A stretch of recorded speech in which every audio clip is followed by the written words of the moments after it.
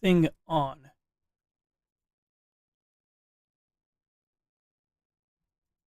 I switched my streaming settings again in order to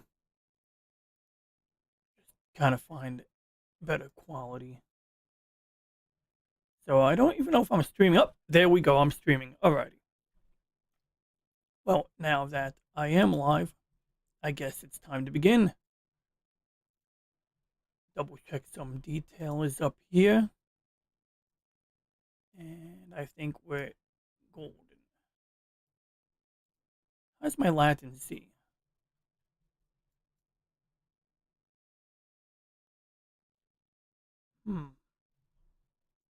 I'm just testing out my latency.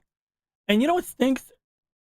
It's not even worth trying to edit a video once you've streamed it on YouTube, because it gets stuck in limbo like indefinitely when you try to edit a video. All right. Yeah, the latency is not terrible. Alrighty, let's proceed here. So we're gonna play Stargate for Super Nintendo, but before we begin, I would like to go over my Stargate movie trading cards.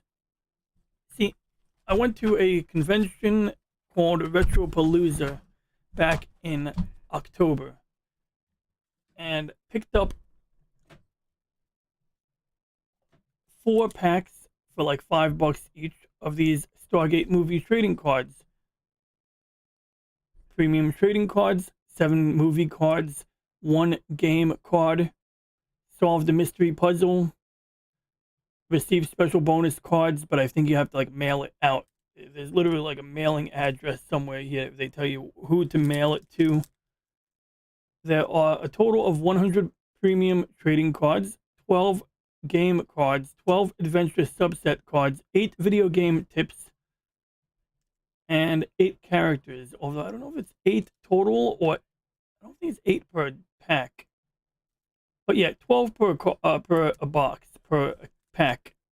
And so I bought 4 of these at Retropalooza. Then I bought a box for $40 on eBay. Bought like a huge box. I figured, what the heck? Let's see what else we can get. And some of the cards are pretty mundane. You know, some of them are things like screenshots from the movie.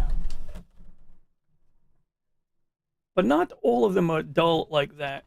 So for starters, we have this puzzle here. And for anybody familiar with the franchise, these are obviously the cover stones that were discovered on the Giza Plateau when the Stargate was first uncovered. And we can see an example of that in 2 places. One, we have some cover stones right over here. Before they dug up the gate, they had to, excavate above. Then they found cover stones, which they then removed before they could excavate the gate itself. Later on in the movie, you see the gate and the stones in a different angle. So, I mean, of course, when the gate first gets picked up, it looks like this. And there's like a funny YouTube video. It's like a movie critic or some guy reviewing movies and explaining, like, I think the title of the video is "A Real Archaeologist Watches Stargate," or something like that. Archaeologist, maybe it was a paleontologist. Well, anyway, no, archaeologist. Or there's another, what is it? Archaeology is dinosaurs, I guess. Paleo is like caveman times, or dinosaurs. Wait, paleontologist is paleo.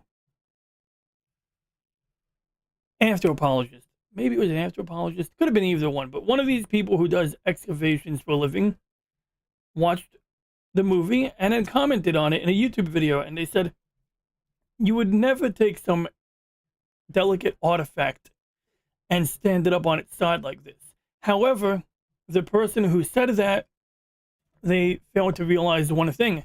The Stargate is made out of an indestructible material, an indestructible mineral that resembles quartz. And in the movie, they say it was some kind of quartz. Later on, we learned that the Stargate is in fact made out of naquadah. And really, The only issue with Naquita is it's the MacGuffin. I mean, like, it does everything. It's a power source. You can use it like uranium or plutonium, but you can also use it to build an indestructible Stargate. Naquita could be toxic, but then it's in the bloodstream of every Goa'uld. It's in the bloodstream of people who were previously hosts. It's, you know, part of the gate, and nobody's dropping dead touching the gate, so I'm a little confused about that. But I guess you can have, different forms of Naquita. Maybe if you heat it up a certain way, it changes, like a metamorphic rock or some crap. Of course, that is not how metamorphic rocks work. This is a beautiful screenshot right here. It's just a close-up of one of the chevrons on the gate, but it looks really nice. So, although a lot of these are boring screenshots from the movie, some of them are screenshots of cool things, things that are like that look cool. You have Ra somewhere here. Yep, there we go. We have Ra with his funny little costume. This is a card with Catherine Langford. There are like a dozen of these. So Catherine Langford, of course, the little girl to the left, is the old lady who brings Daniel Jackson into the program. And for some oddball reason, if that card reoccurs multiple times in the set, like I've opened up like at least 5 to 10 packs, a bare minimum of 5 packs where I found that card. That's a nice little picture of the gate room, which of course everyone knows it's not called the gate room, it's the embarkation room. So yeah, inside joke. That's Ra's host right over there before he was abducted by the parasitic Goa'uld. And let's see, I wanted to find the cover stones. That's why I'm here right now. Oh yeah, but real quick, so they come to the city, I think it was called Nagata, the Aberdonian city, but then you have this Aberdonian thing over here, and it doesn't quite look like a city. It looks more like a work camp. And this is the pyramid that gets destroyed in the movie Stargate Origins. I guess they build a new one later on. Oh, and this is like the first time that Daniel Jackson uses the sarcophagus. But later on in the TV series, he uses the sarcophagus a few too many times. And if you use the sarcophagus too many times, you become an asshole. And what happened was, first, he used it like a couple of times, and he no longer needed glasses because, Daniel Jackson wears glasses. You can kind of see here.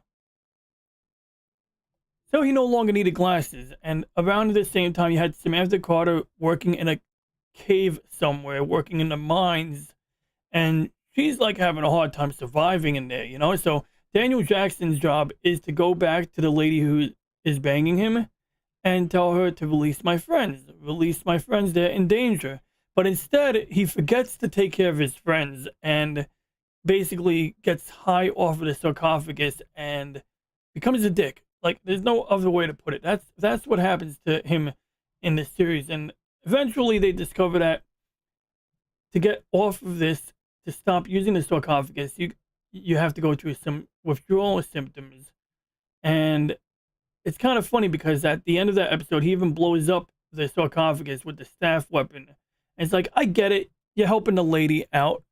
But are you going to give her a hospital bed? You're not going to leave the lady alone. I mean, like, he blows up the sarcophagus and leaves. And it's like, dude, you were in a hospital bed for like 2 weeks being medicated while going through those, withdrawal symptoms. And you're going to just let this lady, be out on her own. I mean, I'm not going to use the word self-deletion, but you know what I mean. I mean, like, that is a bad situation to put someone in. So I'm hoping that off script, they took that lady back to Stargate Command so they could give her proper treatment. But I don't think that's what happened. Yep, there's another one here. Once again, we got another card with Catherine Langford in the 1940s automobile. But as I was saying, so we also have a Horus guard right over here. You got a little horsey face. That's why they call him a Horus guard. And what I'm looking for is only one thing. I mean, this is cool too. We got a Death Glider. We got the cover stones again. But I'm looking for one really important picture, and here it is. So we got the original cover stones on the ground here. But these are the cover stones from the movie, from Stargate Command. So when Daniel Jackson was first inducted, when he was first taken to Stargate Command, this was the only thing he was initially shown, was these cover stones. He wasn't shown what was under the cover stones. He didn't even know there was something, or at least they didn't notify him. And ultimately, he figured out by looking at the back of a newspaper that the symbols on those cover stones were constellations. We have some here. And that these constellations were part of a coordinate system that would allow you to use the Stargate to dial different planets by, triangulating the stars and the constellations. But that brings us to a big issue. The middle of the cover stones are blank. He had to figure out the missing symbol, which was actually the point of origin, because he somehow recognized that as the appropriate constellation to represent the Tau-Re. They did not call the humans of Earth the Tau-Re quite yet. That was when we started dealing with the Jaffa. But getting back to the cover stones here, I might have to relabel this stream here. You have an area in the middle where it's blank, and it tells you over here this is part of a sort of a game. Find the blank space in the center of the cover stone shown on this puzzle. In the proper order, see the clues to the right, draw in the correct symbols vertically on the cover stones. Look on the regular cards 1 through 98 for symbols. Symbol number 7, point of origin, goes just below the space for the first 6 symbols. So there's a space down here, and in the movie, Daniel Jackson actually does figure it out. Basically, you see these 2 little guys over here praying to something on either side. One here and one here. And so Daniel Jackson draws a picture of a triangle. Upon drawing the picture of a triangle, he adds a little line to represent the sun, because these people are worshippers of Ra, the sun god. And, basically, that's how he figured out the point of origin. Getting the coordinates to Abydos was really straightforward, because apparently these cover stones contain that information already, I guess. Perhaps.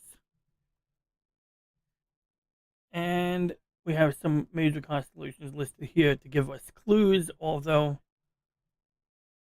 I don't know who these clues are for, because, anybody who watched the movie wouldn't really... whatever. Okay, so anyway, finally, we're going to play some video games, and in particular, we're going to play the Super Nintendo game. We have some pro tips here, which we might use along the way, but I don't know if I've gotten that far. What I'm going to do is start the game at the beginning, and then I'm going to load my save state. But, each of these give us clues. So a basic one would be like right over here. As you defeat the Horus gods, capture their weapons and distribute them among the citizens of Nagata. Once armed, they will come to your aid and help you destroy Ra. And that must be why we have this guy here. And I thought it was Daniel Jackson. That's kind of cool. They tell you that you got to shoot the nose in order to take down a Death Glider with one hit. So apparently you can hijack, or not hijack, but you could, commandeer a Death Glider from the ground and start flying it during certain segments of this game. So that's kind of cool. I can't wait to try that out. And they tell you about Anubis. Apparently that's Anubis right over there. Unless I read the wrong card, that might be Anubis. Yeah, it says this is apparently Anubis down here. He don't look quite like Anubis, but okay. Anubis is Ra's chief warrior and has never been defeated in battle. Do not underestimate him. as he can morph into a jackal-headed creature with superhuman powers. Thus, when you battle him in the Nagata village, attack before Anubis morphs. Alright, and with that, I think we're ready to play. So we're just going to put these away. Oh, and there is one card that I neglected to mention, which if I was thinking I would show this one first.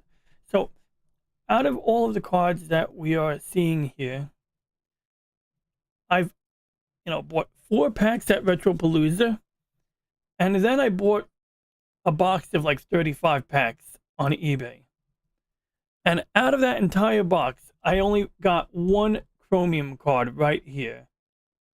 And this is, apparently this is Ra's host. Of course, when he's already been long implanted with the Gould symbiote. It tells us all about Ra here, except of course, it's a little bit off because, they retconned a lot of this.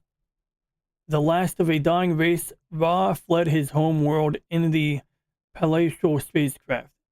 Excuse me, I had to belch. In his palatial spacecraft, searching the galaxies for a way to extend his life. He needed a new body, one with vast knowledge he could repair and become immortal.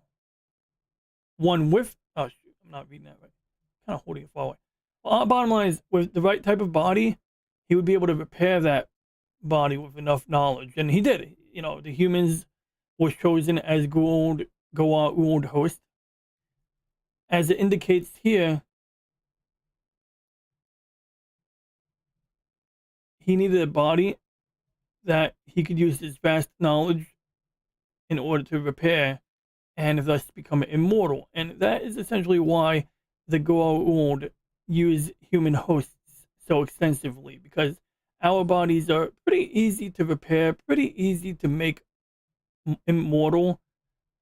Just in general, the Goa'uld symbiote works well. The downside is being the host, being the person with the body that gets commandeered.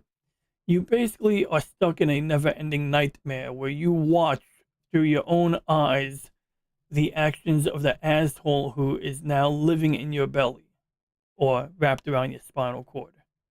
So that kind of sucks. But anyway, we're about 20 minutes in, and I think it's about high time we play the video game. So yeah, like I said, like nearly 40 packs of cards. I got one Chromium card. When I realized this was going to be the only Chromium card I'd have until I bought additional boxes, I slabbed it, man. I slabbed it. I put it inside one of these cases here with the Phillips head screws on the corner. This one also has a UV, anti-UV coating or UV reflective coating on it to protect the ink or the paper. The only downside is you do get some Newton rings on here. So I may open it up, maybe try to dehumidify it to get rid of these little smudges. It's not as bad as it was when I first encased it. Originally, when I first encased this, I had Newton rings all up in the middle, and I don't have that anymore, so that's good. But we're getting some Newton rings here too. You can see it on the edge of his left horn, so it's not great. It's not catastrophic. I don't think it's ruining the card itself, although I'm not crazy about seeing that Newton ring pattern there. I think it's just something that goes away when you peel it apart. I was kind of hoping that maybe I'd open it on a dry day, wait till it's like really dry, no humidity, and then close it back up before any humidity could get into there, and maybe that would help to reduce these Newton rings. I don't really know, but yeah, so actually it should be noted, out of these cards, you're going to have a few rarities. So we have the video game cards, and all of the video game pro tips have checklists associated with them, although apparently I have checklist number 2 here, here, and here, and I have one copy of checklist number 1, so that's kind of annoying. These are the ones from the Game Boy game. You can see it says dot matrix display on the top, and basically it's a puzzle. In order to dial the gate, you have to solve these puzzles, which is kind of annoying. But it's less annoying if you have the instructions on how to do that. So yeah, that's what these are. These are basically video game pro tips and how to use the Def Glider. how to, give weapons to your friends, how to fight Anubis, how to dial the gate on the Game Boy game. The other rare cards, these aren't so rare, but some of them might be more rare than others, are the cover stones, which we'll go into greater detail on later on.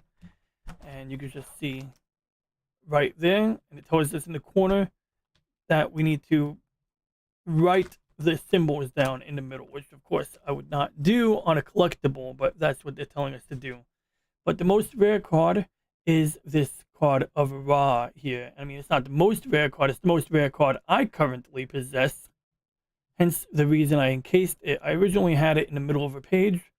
When I realized I wasn't going to find any more of those chromium cards, I then decided to put this one in a UV protected case, or anti-reflective, anti-UV. It's definitely not anti-reflective.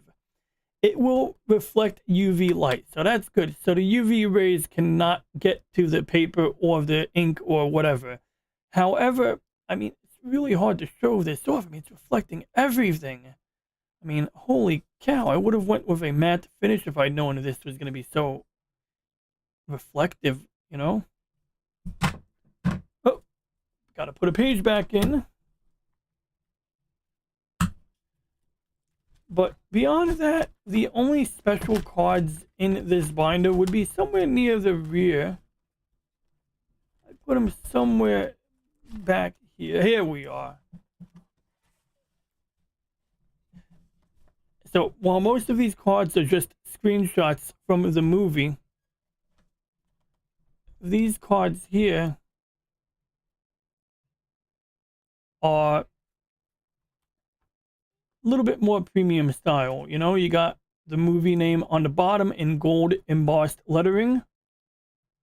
And, some key moments, like the first time Daniel Jackson goes through the gate and he gets so touchy-feely. They play that music and he's all like he's playing with water for the first time. Then you got the unstable vortex before the wormhole event arises and stabilizes. Looks like water. You have the pyramid outside the pyramid on Abydos during one of the big attack or revolt. I think that was during the revolt.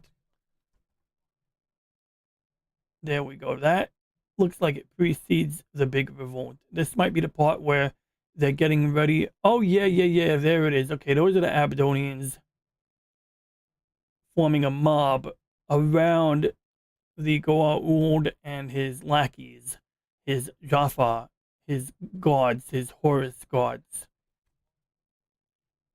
Once again, we got Jackson in his sarcophagus. The first time he used the sarcophagus, and before we discovered that a sarcophagus makes you into an asshole if you use it too many times. And pretty much all of the Goa'uld have a sarcophagus. This helps, because they can easily repair the human body, but it also contributes to their megalomania. It contributes to their personalities. Apparently, we discovered that when Jackson used the sarcophagus a few too many times, it healed his eyes. He didn't need to wear glasses anymore, but he also became a dick. I mean, one of his friends, all of his friends are in the mines mining Knockwater. And Samantha Carter is on the verge of death. Samantha is nearly she's really having a bad go at it. And this guy is supposed to go back to the lady he's banging and tell her, hey, you got to get my friends out of these mines. They're having a really hard time. And instead, he kind of just comes in, says, oh, I'm having a great time. Yeah, man, it's wonderful. And then, did you ask him about Sam or about getting us out? He's like, oh, yeah, I'll get to that. And he's just full of himself, and he cares about talking about how he's having fun. He's visiting his friends in the mines to basically be like, hey, how you doing? Basically for his own entertainment, but he's doing nothing to get them out of that dump. And so, yeah, that's why the sarcophagus is not really good, and why it takes a few uses. The first time you use the sarcophagus, you're not going to become an asshole, but you use it a few times in a row, it'll heal every ailment you have. Not only will it heal your injuries, it'll fix your eyes if you're wearing glasses. Then it'll make you into an arrogant prick. Hey, what's up? What's up, Lord Crit Everest Productions? Lord Crit, or the man who runs Everest Productions, is in the chat.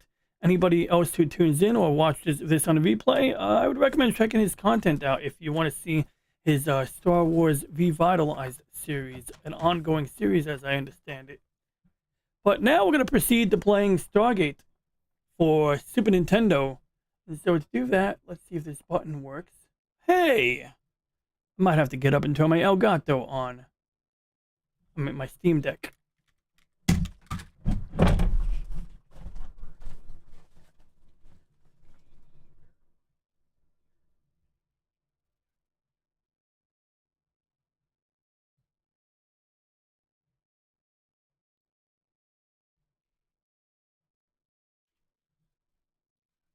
Five, four, three, two, one.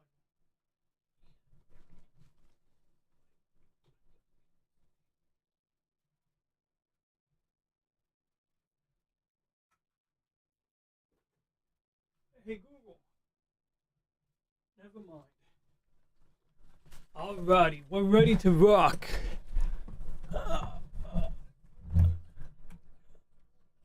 Yeah, man. Stargate, the TV series SG1 was off the hook. Oh, and I also have to switch my input. Oh, I hope this works. Yeah, I really liked SG1. I mean, SG1 was just like fire, as people would say in the hood.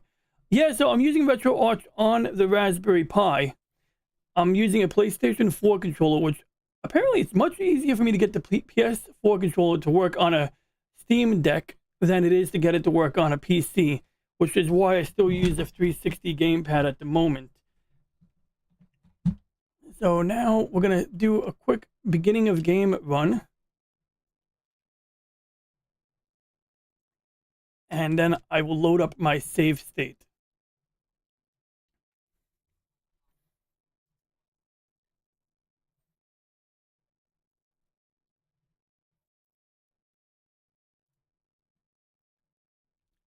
But yeah, I mean, I use RetroArch. I installed another application called EmuDeck that launches RetroArch. And it works pretty well. I mean, you know,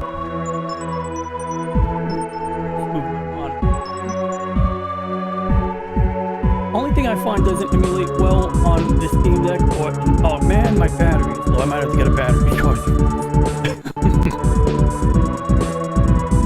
The only thing that doesn't emulate so well on a Steam Deck is whatchamacallit, Xbox. The original Xbox is not fun at all because like it works until you get to a point where it doesn't. And what I mean in particular is when you play Crimson Skies. Crimson Skies is not a complex game, but apparently when you play it in the emulator and you use the turbocharger on the airplane, things get kind of sketchy.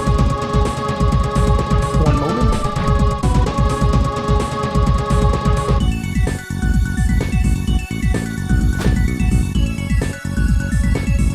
Okay.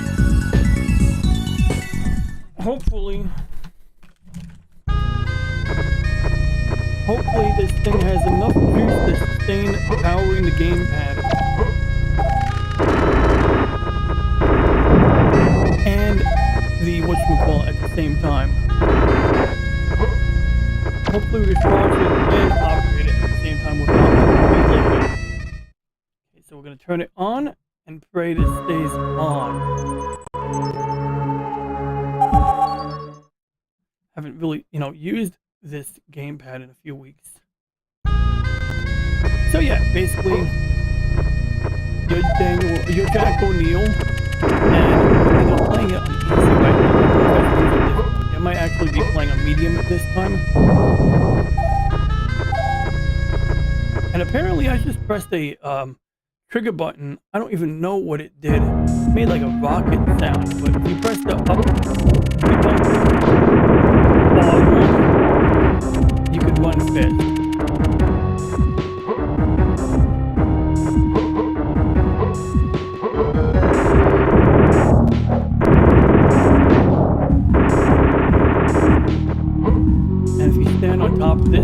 he does this balancing routine where he uses both his arms.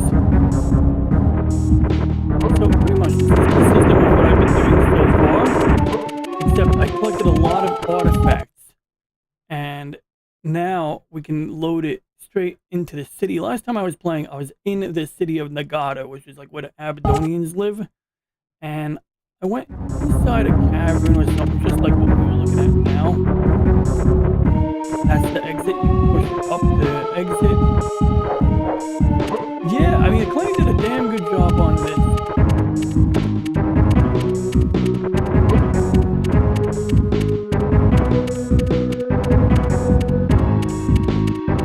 LJ, what is LJ?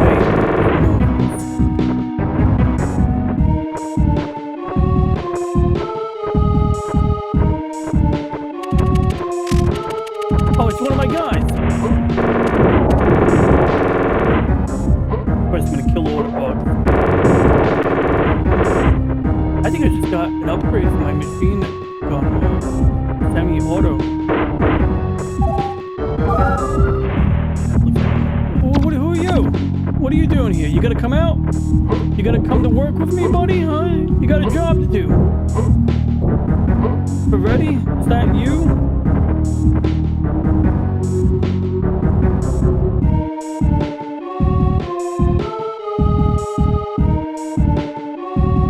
God. Yeah, overall, I mean, I can't wait to get to the Death Glider scene. Oh God. No.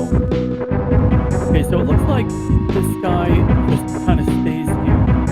So maybe I can shoot him, but I don't know. So based on the trading cards, I think what happens is you bump into people you know in this game and they help you out if you help them out with some crazy BS like that.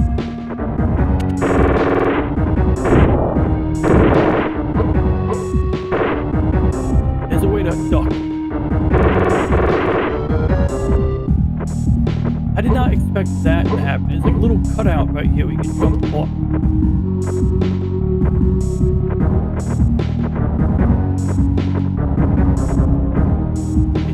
Oh, no, I've been here already. I want to double check that cave one more time. And you know what this means? It means I didn't save my state at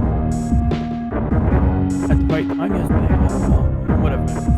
Oh, good. Okay, I got some stuff here.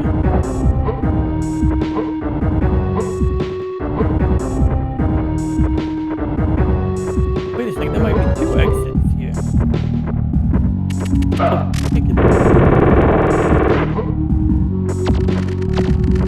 There's another one of my guys. Oh yeah, also for some reason you have to combat bugs by using, you know, military grade weapons. I have to use a assault rifle on mosquitoes in this game. Oh, what the heck is that?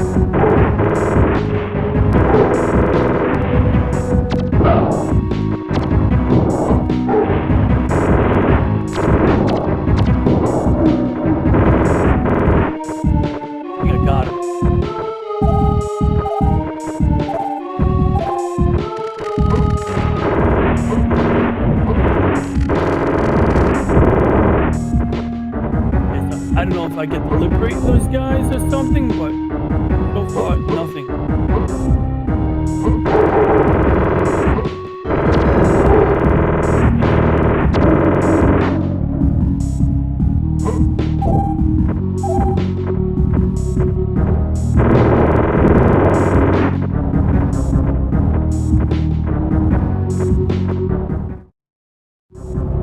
All right, found something new.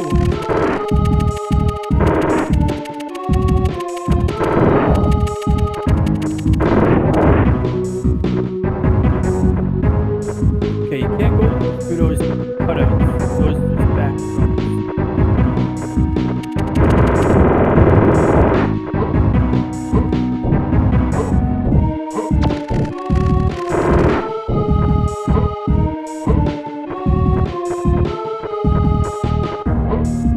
But you know what game was really cool that I might stream right after this because I've been meaning to stream it? SeaQuest. I played SeaQuest DSV for Super Nintendo yesterday.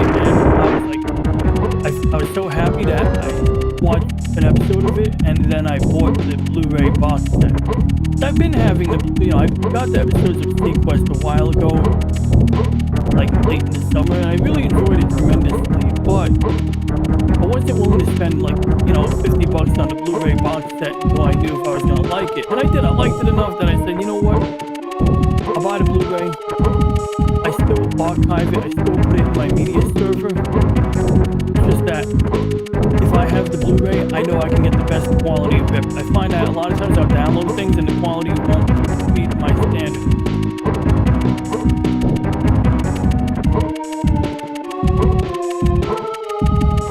Like I was ripping my Victory Gundam Blu-ray set. Victory, no, Turn A Gundam. I'd love to buy Victory Gundam Blu-ray. And basically, the quality of the copy I downloaded a while ago versus the copy I have now, I had to redo the, re-encoding a few times, but when I did, I got a result I really liked, because that first attempt, I found that the encoding there was some film grain, and film grain isn't necessarily something people want, but that's what was made on the original Blu-ray copy. There was film grain in the video, and when I ran it through a video encoder, the film grain was gone. The quality looked good, the file size was good, but the film grain was gone, and that made me kind of like question what the video encoder was doing. And so I tweaked the settings so that basically I could still get a good balance between file size and quality, but I cranked it up enough that it would preserve the film grain.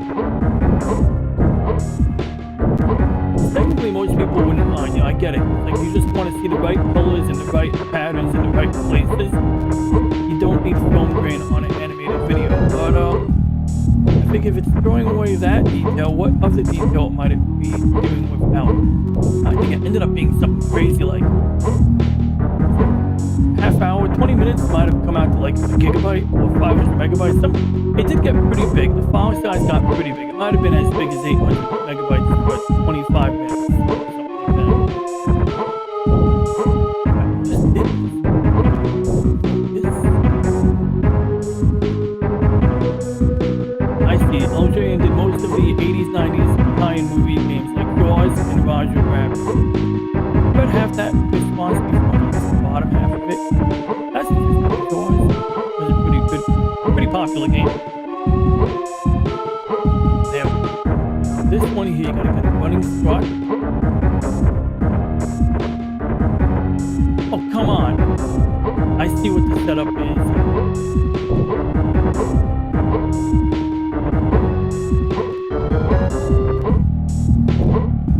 Yeah, get the second ring on the first try.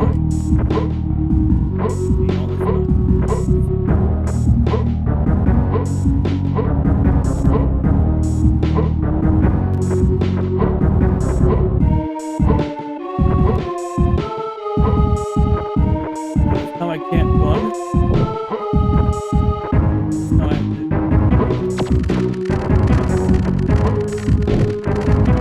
have to...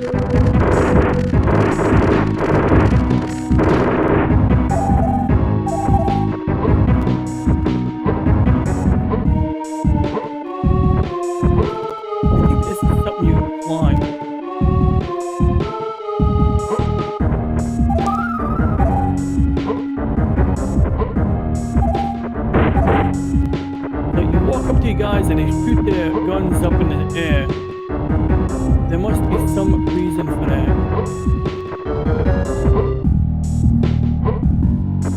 We have some symbols up on the walls here. I don't think they matter, but they might matter. So I have a guy over there to the left. I need to rescue.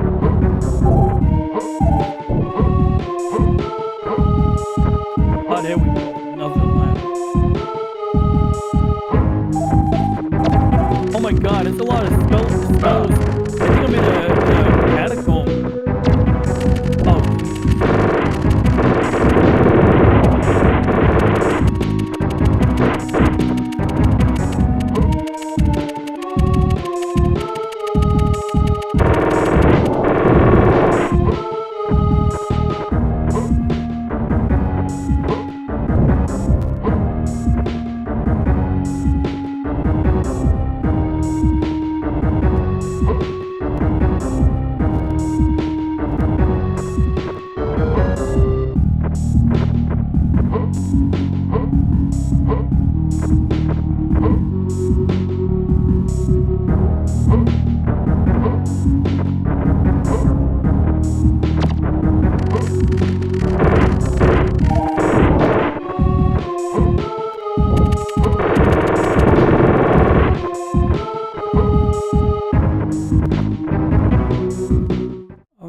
don't know if I got the other guy.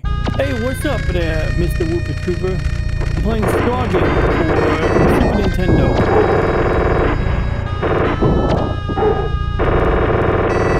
I'm fighting a Horus guard right now. I think this reading card say this is Anubis, but I don't buy it. That looks like a Horus guard to me.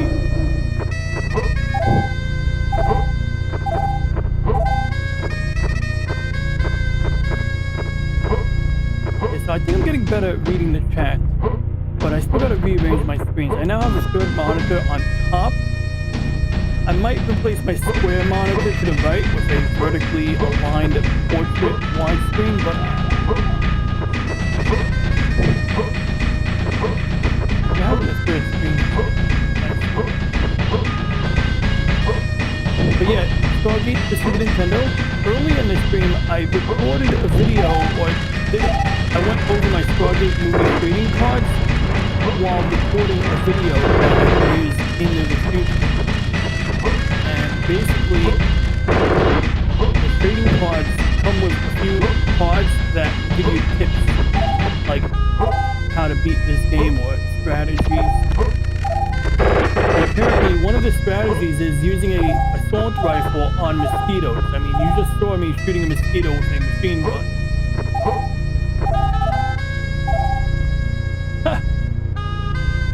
You'd be surprised. Like, I just bought my third monitor. I decided to go for no-name brand this time. Good to know. Thanks for letting me know. Oh, in fact, question.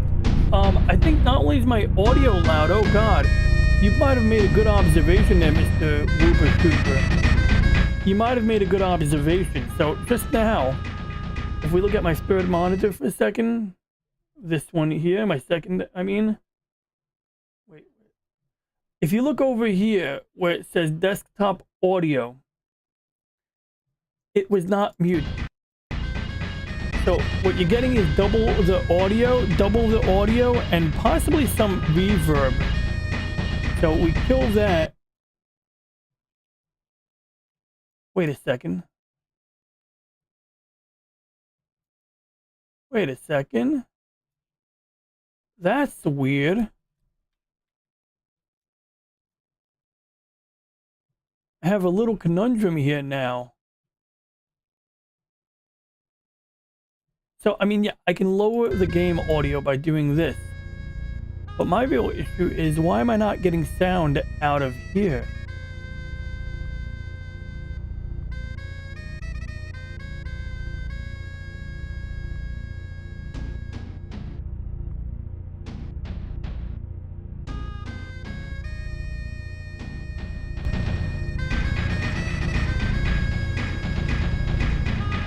Okay, there we go. Now we're recording the correct audio, I think.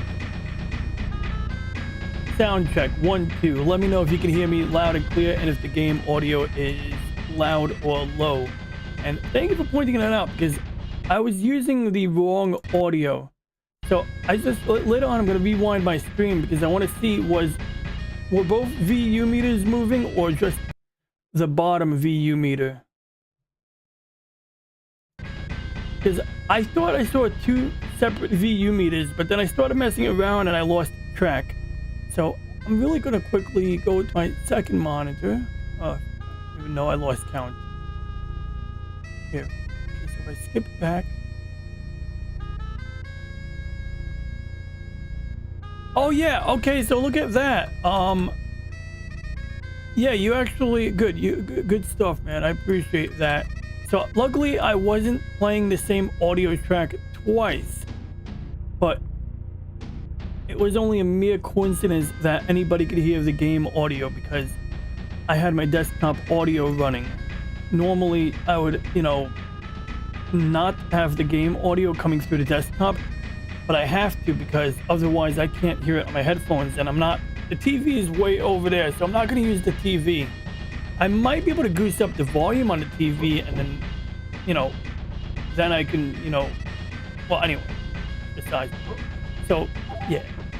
All these intricacies, man. Like, you know what I discovered the other day? I have a Godzilla sound effect. But I can't use it right now because it comes out of my desktop audio. That's very cool. But the only way I can use it right now is if I prevent the game audio from coming out of my main sound card. Then I can use maybe the sound on my TV in order to hear it for myself. And then you would be able to hear sound effects.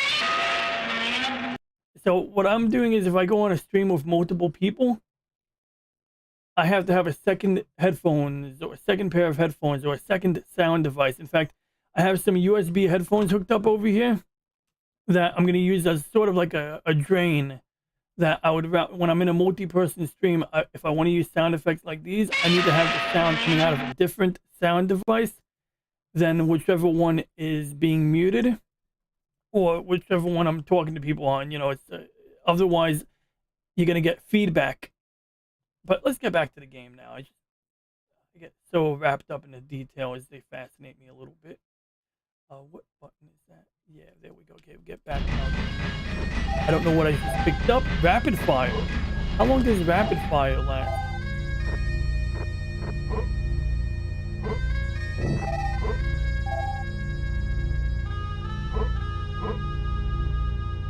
Oh, I missed it.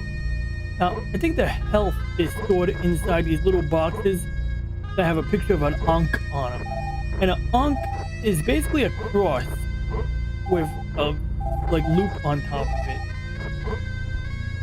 Wait, did I get that guy yet? There's a guy upstairs. I'm gonna double check, make sure I get that guy. He's so macho. He's like, hoop, hoop, hoop. Oh, that's Daniel Jackson. You're lucky I found you. You can thank Kowalski. Kowalski's alive? Of course, we're professionals. Another professional wants to meet you. His name is Anubis. He's Ra's greatest warrior. That's a meeting I'll make sure I miss. Don't miss it. Anubis is after a rebel leader named Sharae. I'm banging her. If he finds her before you do the rebellion, the rebellion is finished and will be sure. Okay, thanks for giving me time to read that.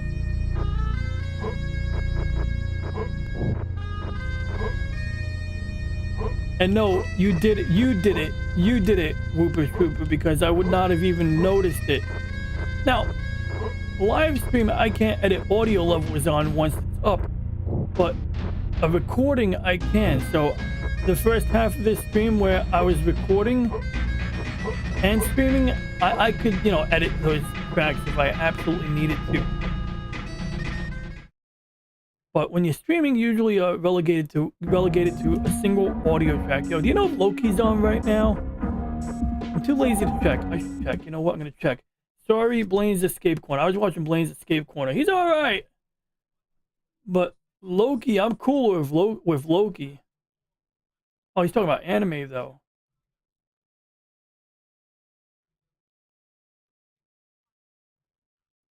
A Trigun remake. All right, I'm out of here. That's not his fault. Yep, Loki is on. I mean, don't watch Loki, watch me. No, I'm kidding. You can totally watch Loki. I'm just gonna say hail to the chat.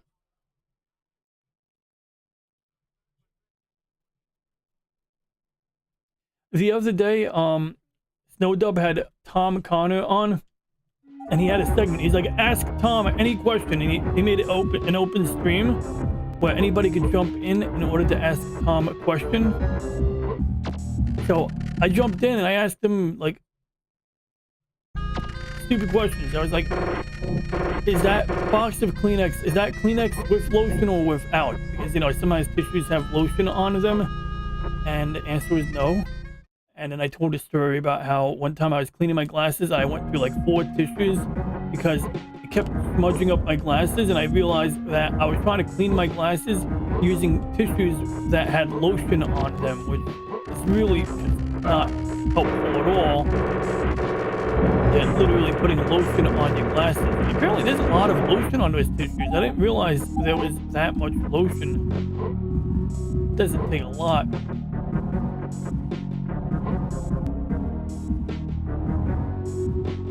So I kept getting frustrated. I was like, what's wrong with these tissues? What's wrong with my glasses? I'm using eyeglass cleaner and it's still smuggling my glasses.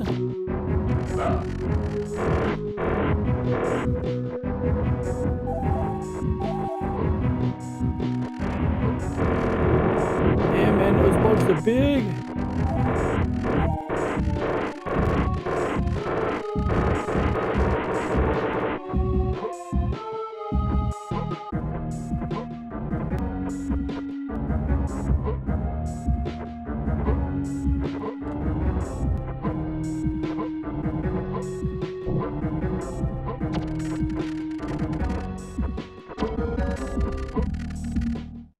Whoops.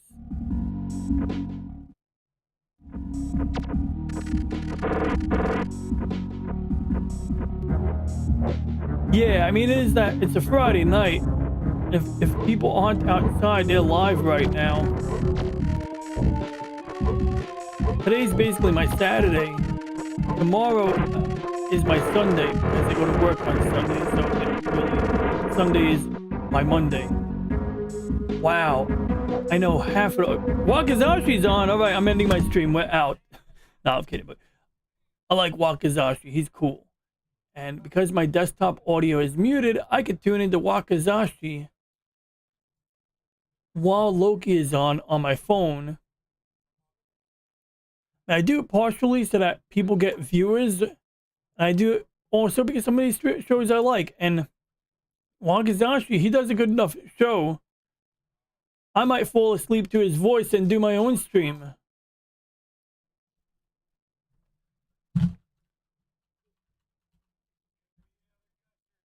Oh, he's not on until 11 Central? Okay, so that's like midnight. Okay. Well, I still want to have it ready to load. All right, good. So I have Mr. Gray's channel up here. Guys, you know, he's cool. He's a cool dude. So earlier today, I was streaming a racing game, Dirt Rally 2.0, and I was trying to tweak it because my biggest issue is I don't get good quality when I'm streaming that game. Like, it just gets too compressed.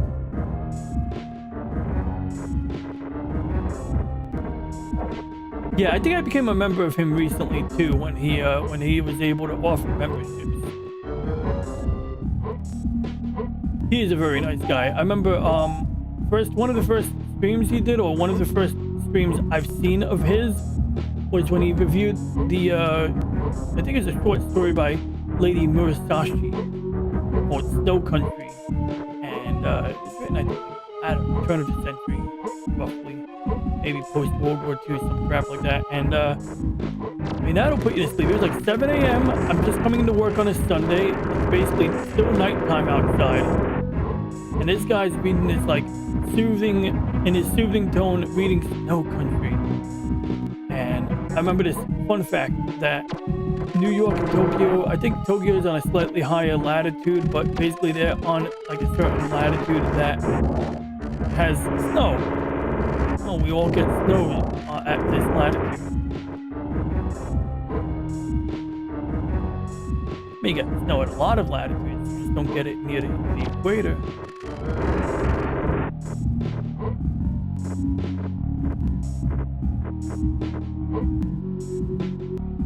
I was on Ryan Roger After last week. That was a fun show. I had fun doing that. I kind of went, oh, there was a hole in the ground. You saw that? My guy fell through the ground. The sidewalk cracked. But yeah, so only thing I would have done differently is maybe given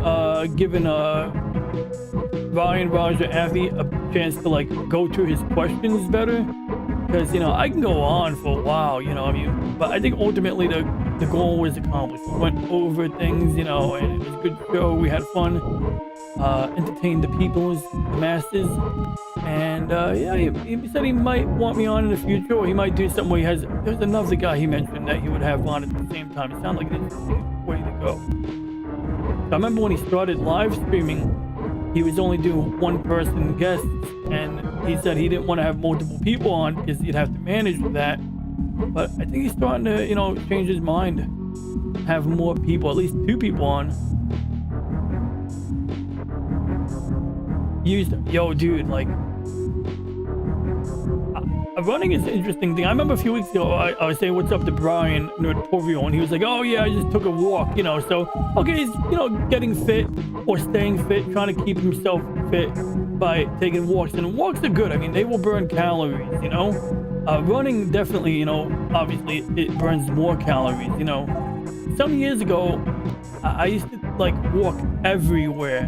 Maybe 2010, 2011, I would walk every freaking where, and I was in greater shape, but also I didn't necessarily need to run. I was walking enough miles, I remember this one summer night, I walked into somebody I knew from one of my jobs, and he's like, yeah, man, you want to come in for a drink of water? I'm like, no, man, I'm good. But I must have looked like I was sweating a lot and that I was, really exhausted, but like, this is, no pain, no gain, and I wasn't far away from home, but he must have thought I was in some effed up state. Then I got into cycling, which I still do, but I, with the winter being on, I've been using it as an excuse not to ride my bike every day. Yeah, I was looking for something. So basically, riding a bike, it's more efficient than running, so you don't burn as many calories. But you go a longer distance and you can still burn a lot of calories. If you're going uphill, you're gonna burn a lot more calories than when you're going downhill. On flat ground, you can glide a lot. You can drift. Just go the distance. And that's why there's a video of Steve Jobs asking these people, like, what is the most efficient, thing? Person on a bike. Then he goes, what's more efficient than a person on a bike? A whooping crane. Some bird in the desert somewhere can use 5 kilojoules per mile, and a human uses 20 kilojoules per mile. Some crazy, something like that. That's crazy though. Yo, when you run in the cold, though, yeah, you're gonna feel like you have pneumonia, And, I mean, of course, not smoking always helps. But, what was it? So, yeah, riding my bike, though, that I always found rewarding. I remember when I was really, really on my A game, 5 years. Not even, it's I've been riding for years, but back around 2012, 2013, when I left my job, yeah, I'm walking in circles here. When I left my job at the cable company, upon, leaving that job, I bought a suit and a bike. And in retrospect, I should have haggled more on the bike. But this bike, I rode it for a year. I was between work for a year, so I rode this bike a lot. Then I got a job in 2014, late 2014. In fact, I started working at Best Buy again at the time. Hey, it's missing. It's missing. Oh, there it is. So yeah, I worked at Best Buy in 2014 for the second time. I spent I was in Best Buy from 04 to 09. Then I came back to Best Buy in 2014. And so yeah, it would have been 10 years from when I started. And so as a result, I got Geek Squad badges because I worked in Geek Squad from 04 to 09. Then I came back in 2014, and this is one of the badges. I have another badge just like it, but it's got the pin glued on. Then I have 2 more of the newer badges, or do I have 3 of them? I have 2 more of the newer badges, and they have a different design on them. And apparently, my friend was able to get me the 15-year badge, even though I wasn't with Best Buy for 15 years. It's or was it the 10-year badge? Either way, he was able to get me the badge that said I served Best Buy for 10 years because it counts from your start date. So if I started 04 to 09 and I went from 2014 to 2020, let's say, that's an accumulated 10 years. And so I have the 10-year Geek Squad badge. I have the 5-year Geek Squad badge. And then I have a couple more badges that resemble the old badge. But why did I go to that topic? So I used to ride my bike to work every single day. And I did it because, like, I knew I was going to be depressed going back to retail. So I left retail. Like, I went from, granted, I was working at Staples for like a couple of years, but I left retail to work for the cable company. And I was like, oh, they'll pay me more money. They'll give me free cable. It'll be great. And I'm like, how hard could it be? You answer the phone. That should be easy. And it's not the hardest job, but, you know, you got to remember it's a call center and they're focused on sales quotas. I understand they want to prioritize how much time you spend on the phone. They want to prioritize how much time you spend on the phone plus how much money you're making per a unit of time. So, you know, every few weeks they sit you down in the office to, like, play back recordings of your call. And the supervisor, to stay on their toes, people look like they're doing something, they have to critique something every time, even when there's nothing to critique. And usually they do have something to critique legitimately. But once in a while, if they don't have anything to critique, they'll still, like, come up with something. Like, oh, you always called that customer buddy. Well, I didn't call him buddy. Like, one time this lady unloaded on me, his Korean supervisor, like, you know, they are not your buddy, they're your customer, blah, blah, blah. I'm like, buddy? I didn't call him buddy. Then she backpedaled. I was like, oh, well, it sounded like you were starting to say buddy. Like, why the fuck are you yelling at me, bitch?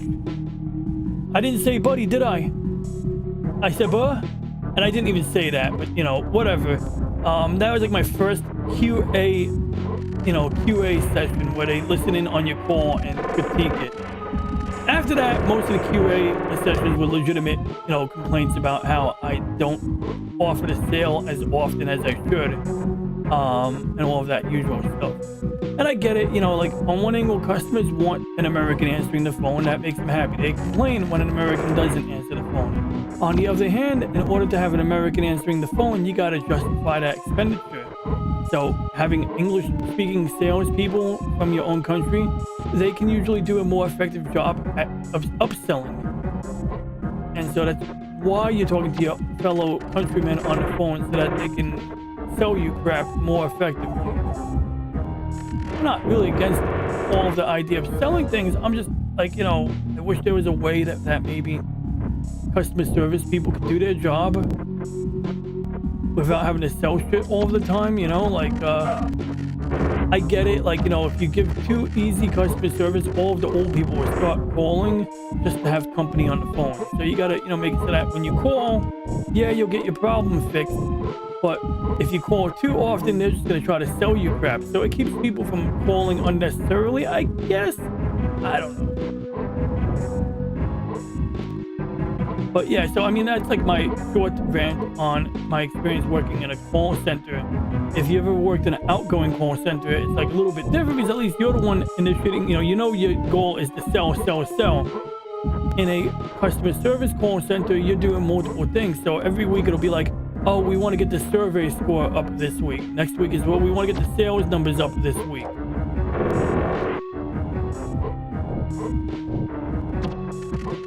Now, working at Best Buy, you know, you had, over the years, it evolved a lot. You know, so when I started, it was like, yeah, sales was always important. And at one time, Best Buy would charge a la carte for everything. Oh, there's the door.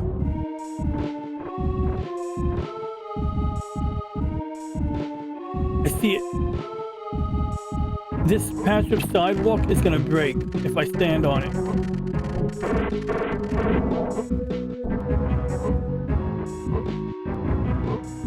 See? I just jumped off it. I knew that was gonna break.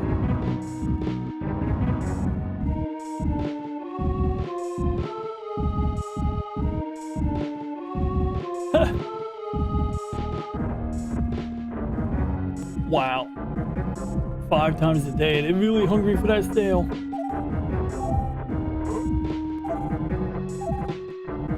I love how there's like skeleton skulls everywhere.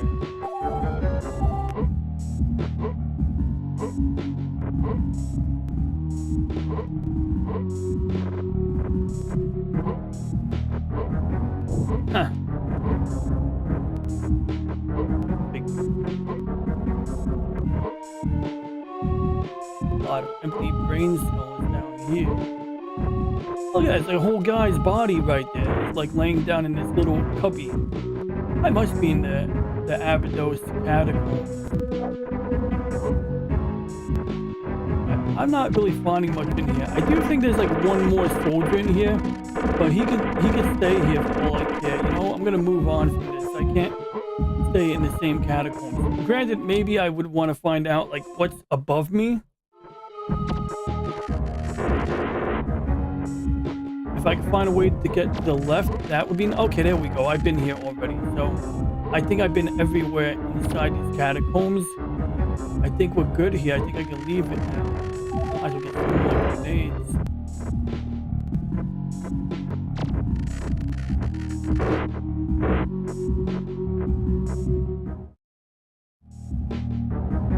Oh, wait.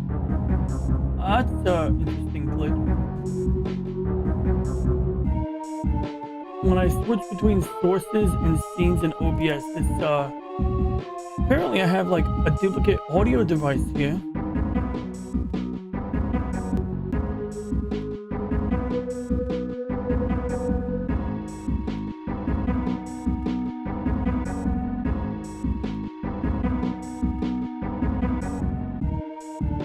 I don't know why it just started doing that.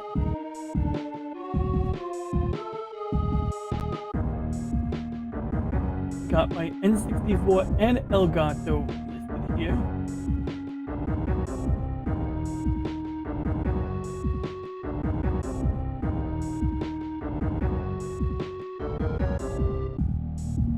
Oh, great, the labeling is off.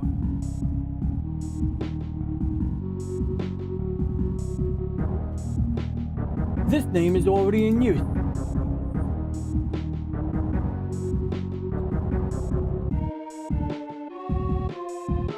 So I have two Elgatos somewhere.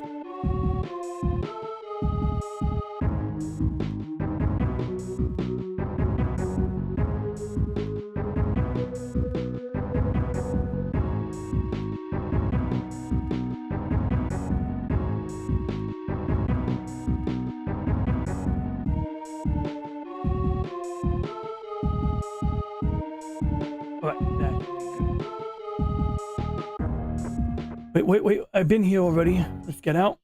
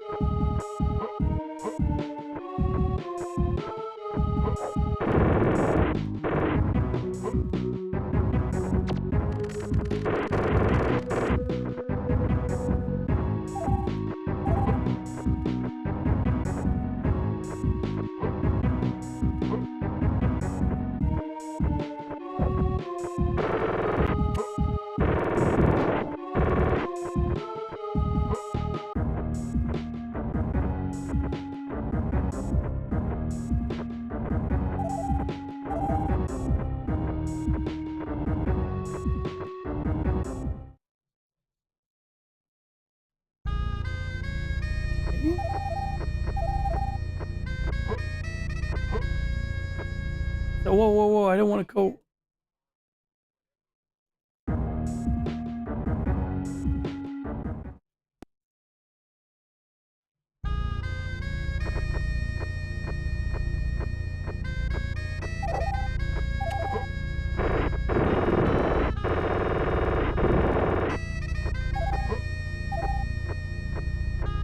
I might jump into the Sequest game, even though this is not a Sequest stream. I might do, use it and record some video clips for a stream, for a video about the Sequest DSV game. So, then I don't have to stop the stream and start a new one. It's a different area here.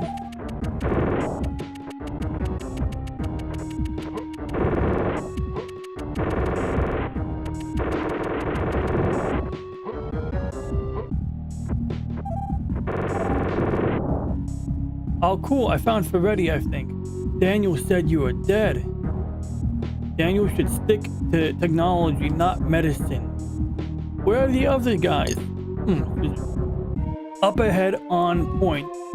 Can you find them? They need supplies. Also, Daniel is lost again. Have no fear. Haven't you heard? I'm the great warrior now. Well, great warrior, there's another problem. A native boy named Scar can help you find the palm when he's missing, but he's missing too.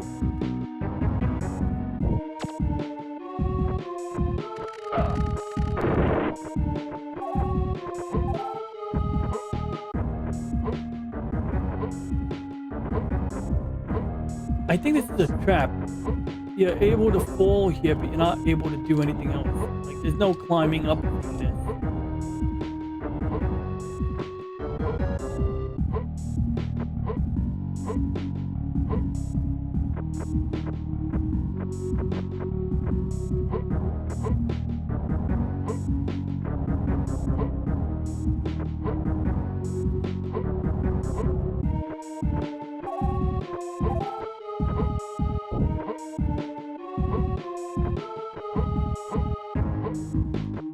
But yeah, so Whooper Trooper, if you're still tuned in, the only other thing I would add, oh shit, Wakazashi's on. Nobody's watching me now.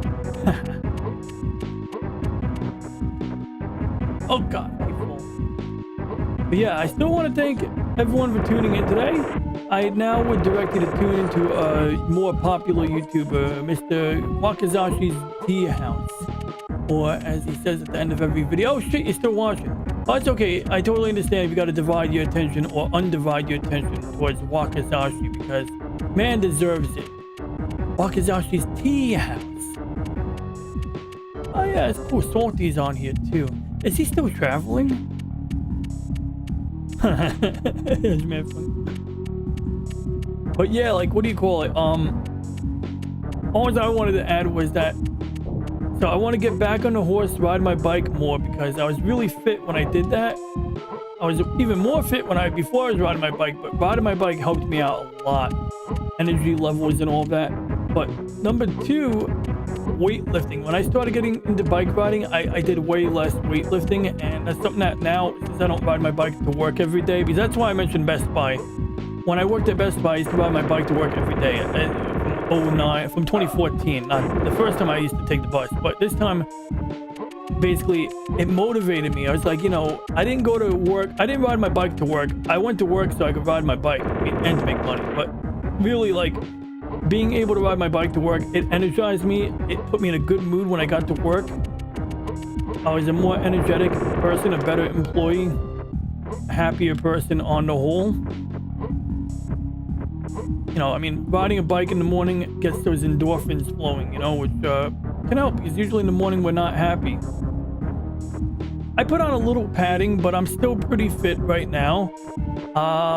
You know, like I said, when I got into biking, I started like losing muscle mass in the upper body because it went to the legs, but now, I mean, like, I weighed myself recently. I was like 160 pounds. I was like, oh shit, I went up. And 160 isn't necessarily bad if it's made up of, you know, the right material, muscle mass and all of that. But, like, to gauge the difference, I was previously like 140 pounds. Now, I wouldn't just obsess with the number. If everything else is good, great. Say, I definitely could lose a little belly fat, but everyone could. I mean, that's like just something that can be challenging, especially when one gets older. That's just a given. But one thing I'm coming to learn is, yeah, the run. No, seriously though, it is. It's like a thing, you know. It's like, call it, you know, it's interesting. Call it the runner's high, and yeah, it's basically what I get from biking. You know, there were weekends where I was like, you know, really just like in a negative mood, and then I was like, I went to ride my bike for a different reason, like to run an errand or to meet up, go to a friend's house, and afterwards I felt like a different, you know, felt like I had a different mindset, a different outlook, felt different, you know. That's exactly it, you know. Runner's high, endorphin boost. Yeah, that's it, you know. So it's kind of nice that the body has that mechanism built in naturally to help perpetuate, to help, you know, like as a positive feedback sort of thing. Alright, there we go. Amadeus, Amadeus. They eat these in the movie. What, I'm not invited in here? You don't like me? You know, like me?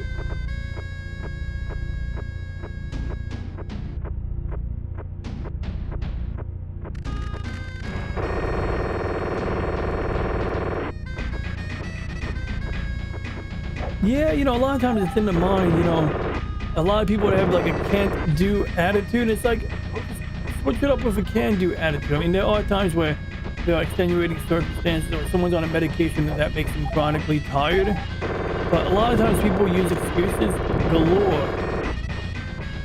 I love this bullshit. People say, oh, don't count calories. Now, I get it. Calories alone aren't the only thing that matters, but they kind of matter. You know, if I eat like 800 calories of fucking cookies, that's gonna be different than 800 calories worth of meat. I mean, granted, you shouldn't do that in one sitting, but I think the sugar fat is gonna be worse. I bought a repair stand for my mountain bike recently, which is good because it makes it easier for me to tune up the drivetrain. In the past, I would just kind of prop it up on something. Now, the repair stand makes a lot of repairs easier. I mean, you know, granted, there's certain repairs you do in the field, like changing a tire. You're not going to have a repair stand for that.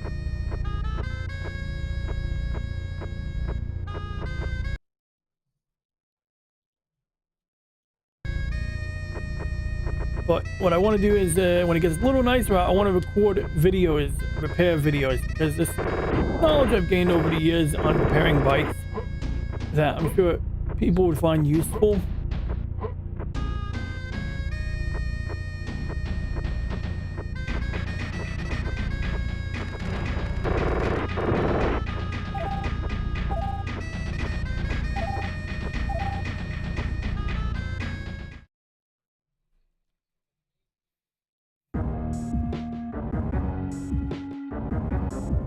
Yeah, you know, eating when one is just bored, that's probably like not the best. What I would do though is, I mean, you know, well, not what I would do per se, but in general, it's like, if you need to eat, you need to eat. So even if you eat when you're bored, if you're eating when you're bored for the first time in the day, well, you got to eat anyway. You know, so you happen to be bored during breakfast or lunch, you still got to eat. You know, adding extra meals or adding large portions in between meals for boredom, that's another story. Yeah. I remember this girl who I remember this guy I worked with. He was cheating on his girlfriend, and she came to visit work one day, and another girl I worked with was noticing she was a little bit, you know, put on some pounds, and she's like, oh, she must be stress eating. I was like, damn, this girl. I'm like, you're cruel, yo. But she wasn't wrong because she knew the backstory, you know. And basically, the girlfriend, she's visiting her boyfriend at work. Maybe she's also keeping tabs on him while she's at it because she knows he was a little unfaithful recently. It's like, oh, Jesus, that's just fucked up, yo. It's like, it was true, but it was fucked up. It's like, oh, man. Like, she did put on some pounds because she was stress eating.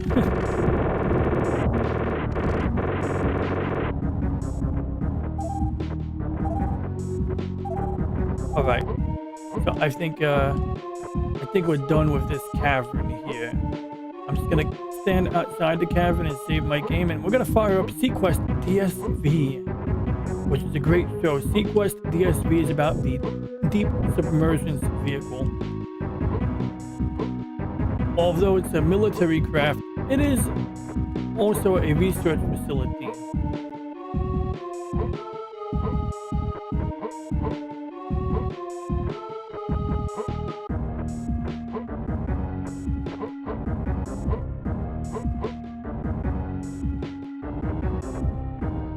And the Sequest is a ship that is, you know, operated by the UEO, the United Earth Oceans Organization. And so we're gonna go and load a new game, if I could just remember. Hey, wait. Now I don't want to talk to my gamepad.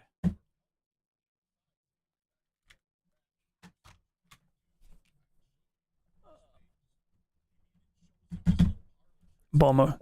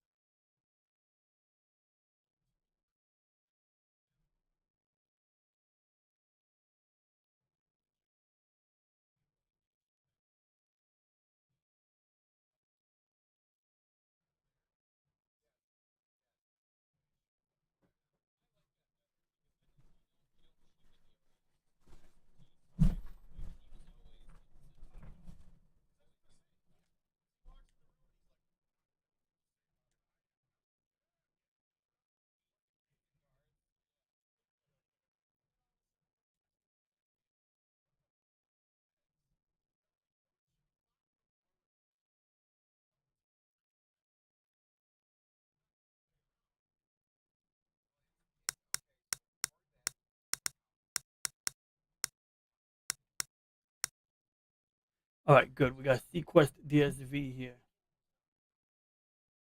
All right, new recording. Begin recording now. All right, we're about to fire up a game. We're about to jump into Sequest DSV for Super Nintendo. And this is a game that I stumbled into recently. I didn't realize I had it.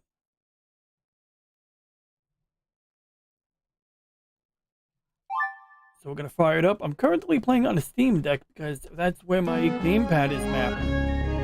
It's loading a save state, but I think in order to... Oh my god, I have to remap the controllers for every game? Yeah, I just did this. I'll be right back.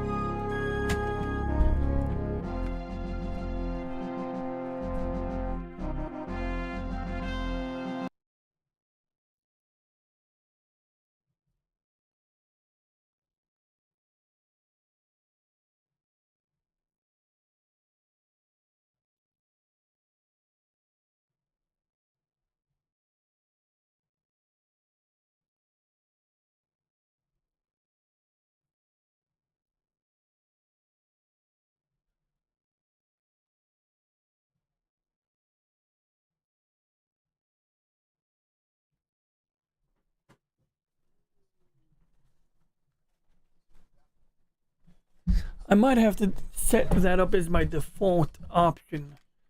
But for now, if I have to manually select each time, it's not a big deal. Might be better because I don't always play with the gamepad. So we're going to restart the game. All right. Sequest DSV. Popular, somewhat popular TV series from the 90s. It's about a ship called the Sequest Deep Submersion Vehicle. Doubles as a research lab and military vessel.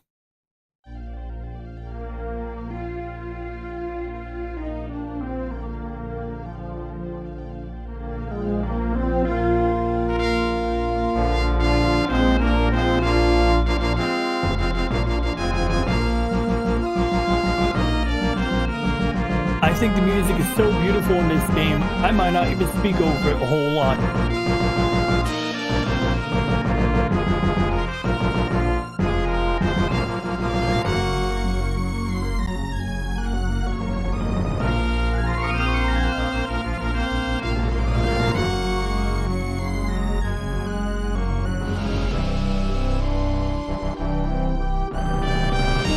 What's great about this game is all the vehicles are real. Well, not real. I mean, they're really on the show. They're not real.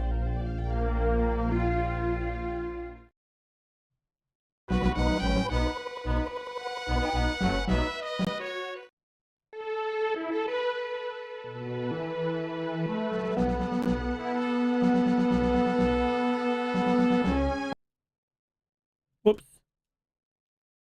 Oh, shit. Hope it picks up from where I left off. I did not mean to close that. That's cool.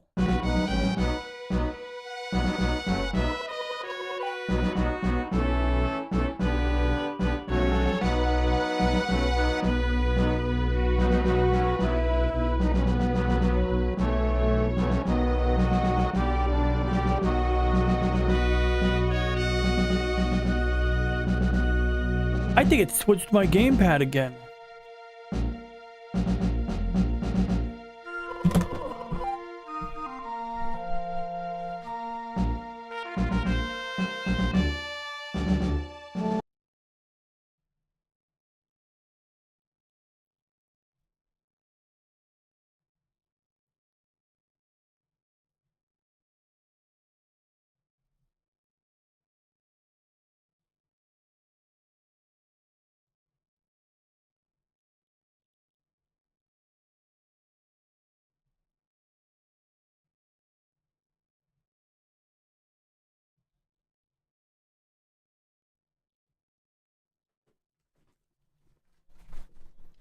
I don't know if I'm gonna update the default settings because I don't know if I can control this menu anymore. Yeah, I better. Yeah, anyway, whatever. So we're just gonna jump right back into it.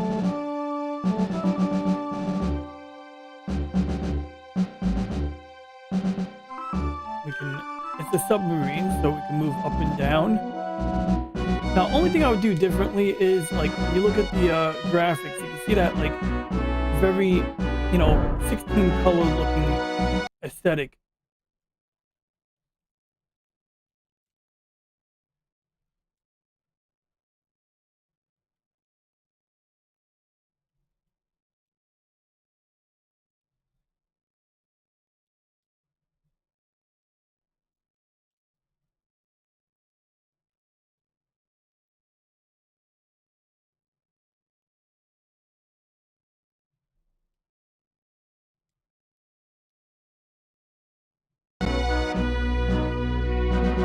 That doesn't do anything of benefit, so we're going to get rid of that filter.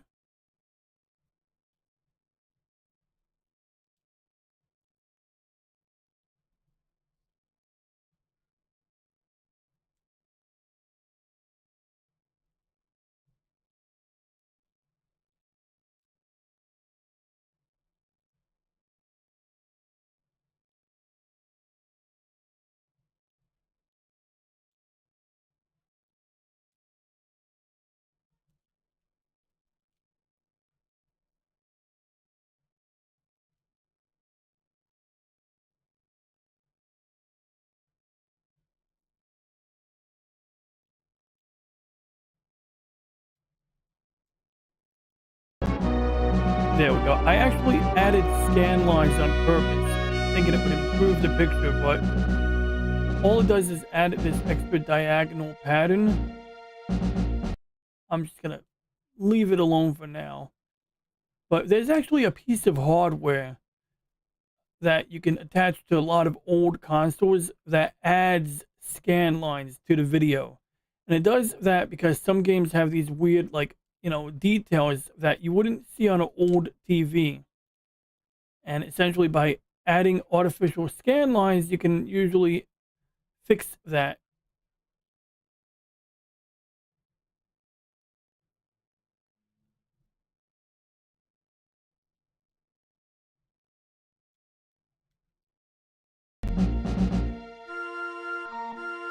We'll use the 2x scaling option for now. Maybe it'll actually make it look better.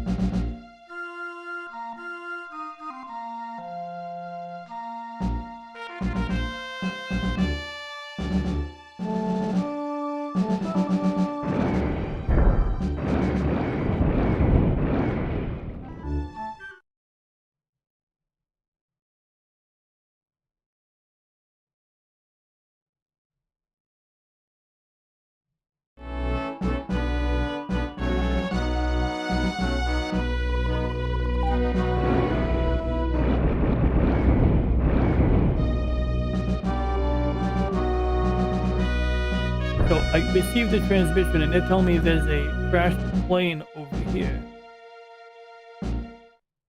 If I go to the bridge, that's what it's going to tell me in the info. It's going to tell me there's a crashed plane. And there's some nuclear material on the crashed plane. So I need to go and send something to pick it up. But even though they tell you that you can use the aqua truck, it moves slowly, doesn't have very good weapons. What I discovered is using something with weapons is really useful for dealing with this. So we're going to use this one here.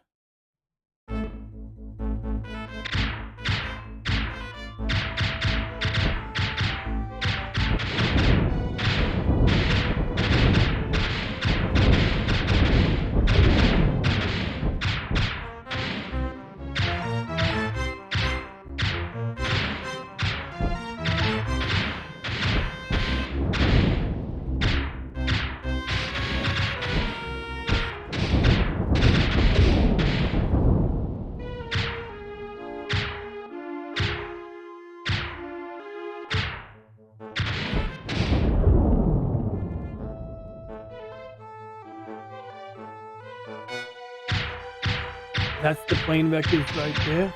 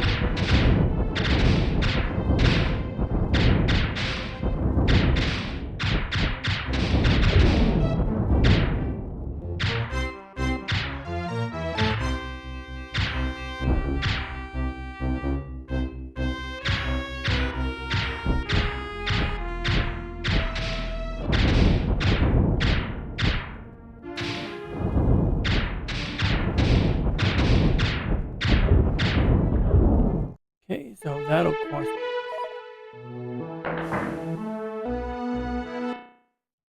Then we're going to switch to this high maneuverability crap.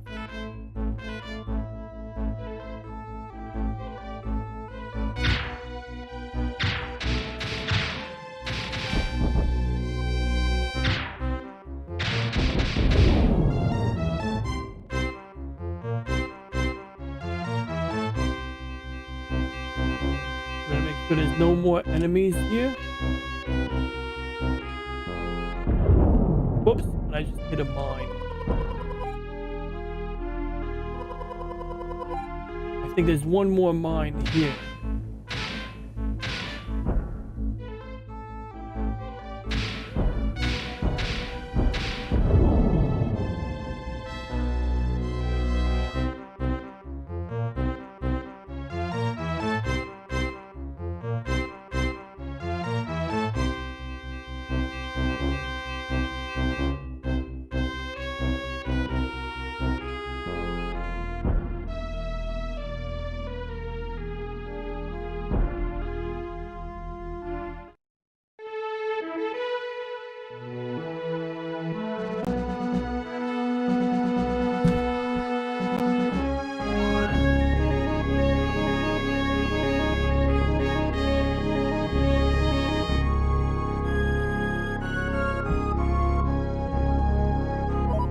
So they tell me I need to either pick up the aqua truck or the crab. I'm going to pick up the truck because it will pick up all of the nukes. The truck is actually shown in the very first episode, in the very first scene, one of the first scenes. A guy who works in one of the, I don't know, mining confederacies is being chased by somebody, and like little action, little suspense. He's like trying to pull into the shuttle bay before he gets killed.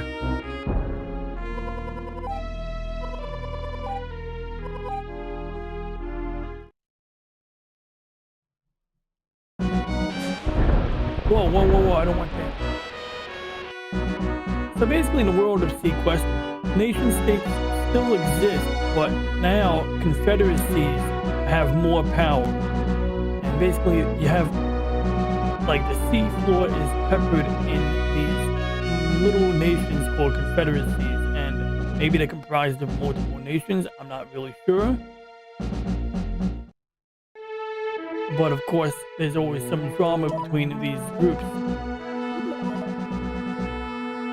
So now, the weird thing about this part of the game is, in this mission I gotta rescue someone from the bottom of a cave, but there is all this falling debris, and they tell you gotta use the crab to rescue people, but the crab doesn't really work because there's like no weapon on the crab that I'm aware of. And what I mean by weapon is you need a weapon to do this.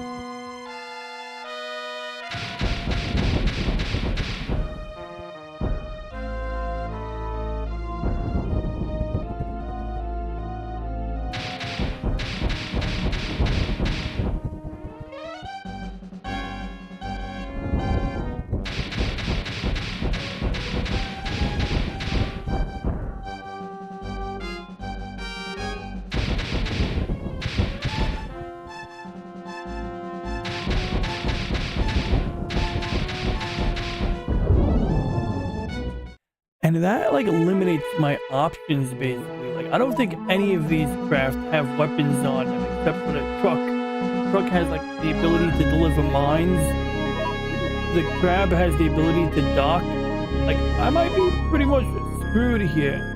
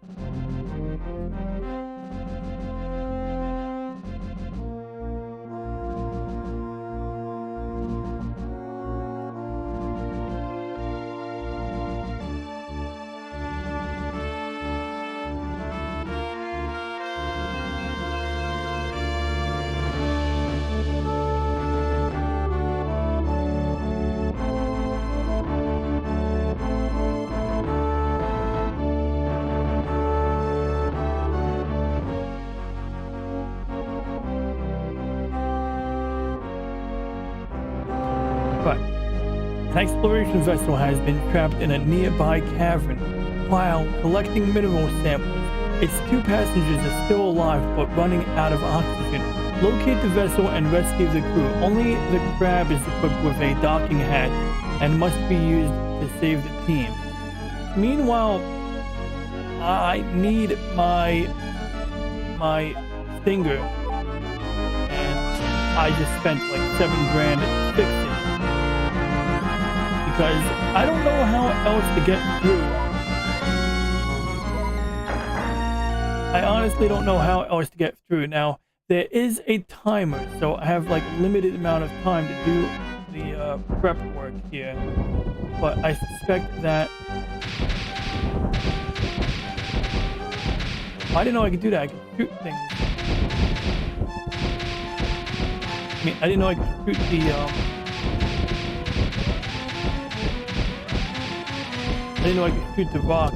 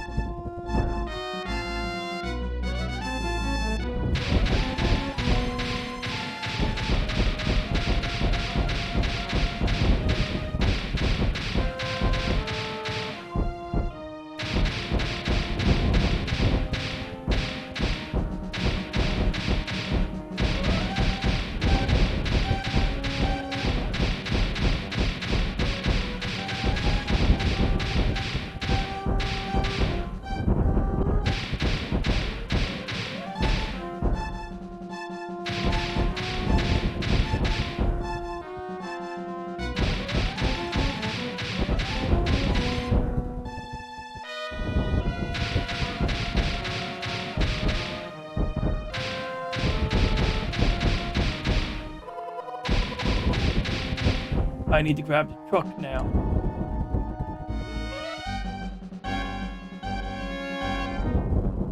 The truck! I thought I had to drive the crab. The crab is a bit more maneuverable. The truck, it drives like an old lady. In fact, we're gonna pick a different save slot so that if I screw up, I can load up from here. Yeah, worst vehicle ever. I mean, for what I'm doing here.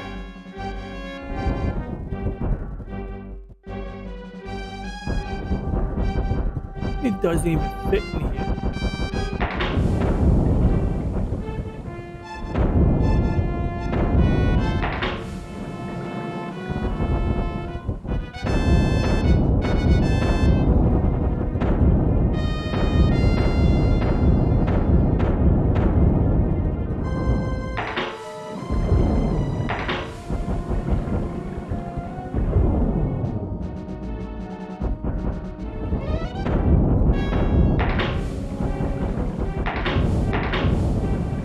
Yeah, that is impossible.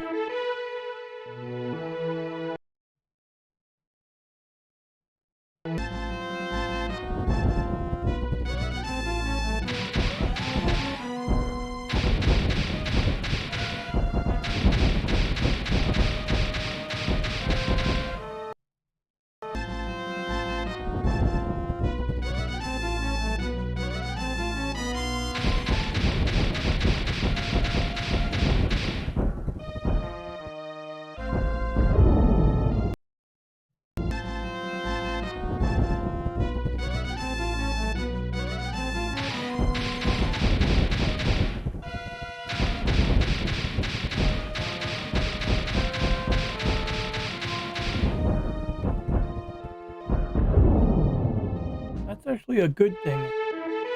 It saves me a little bit of time getting the truck out.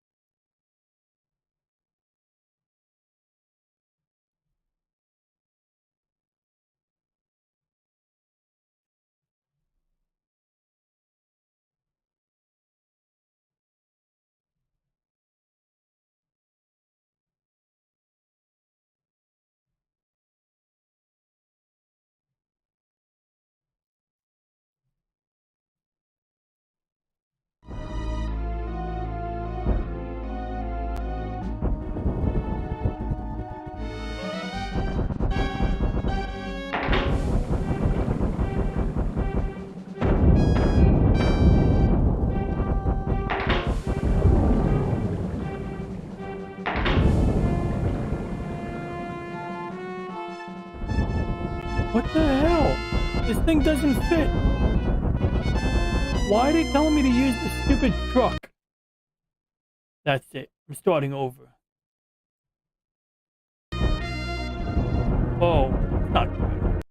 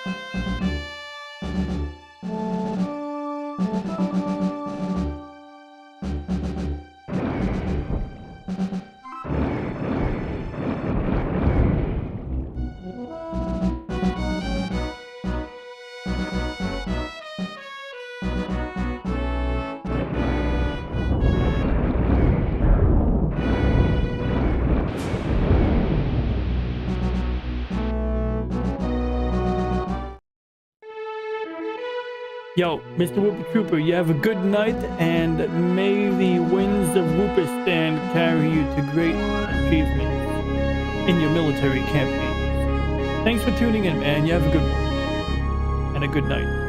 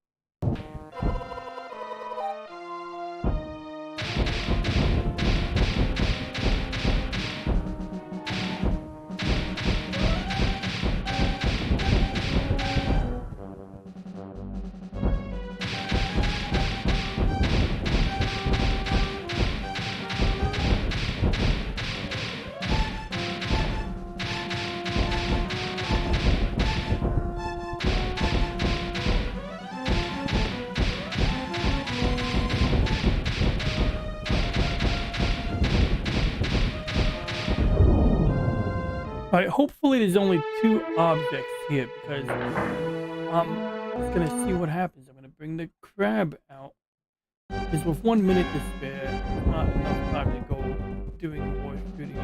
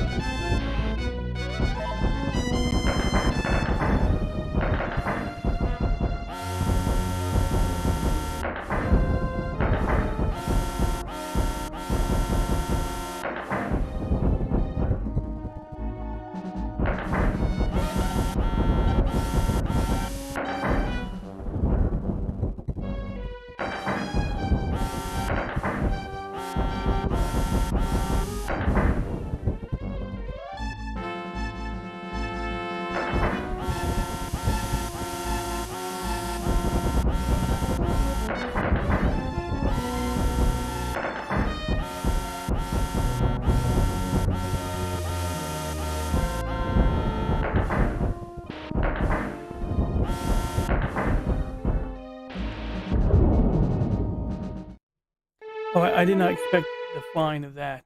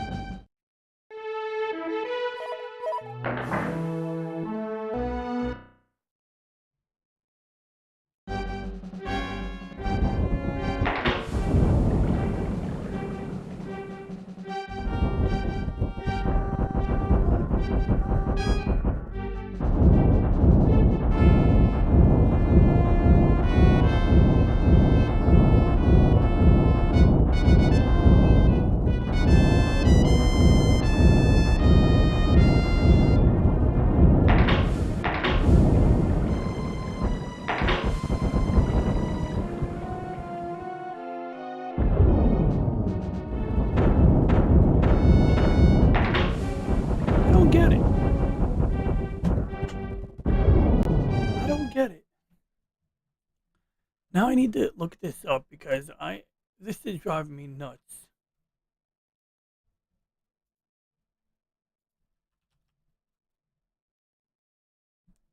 Wait a second. Okay, there we go.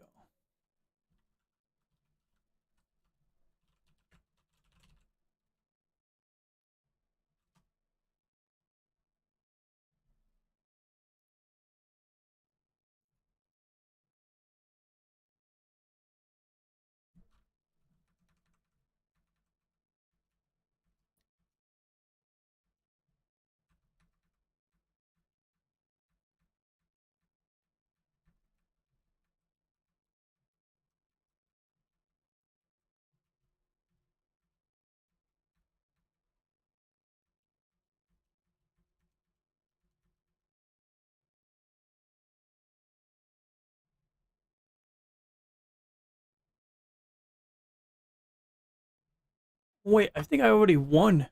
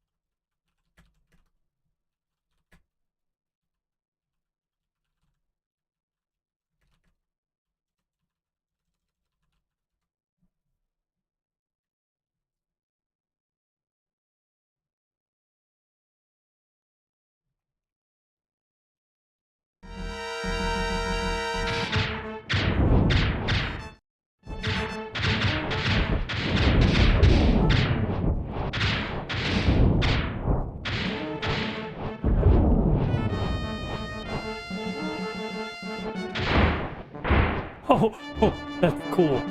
Oh, no, no, no, no, no. Oh, no, it pulls you in, too. It's a vortex. You gotta be careful. That thing draws you in like it's trying to kill you. Oh, shit. That's kind of cool. Oh, no, no, no, no, no.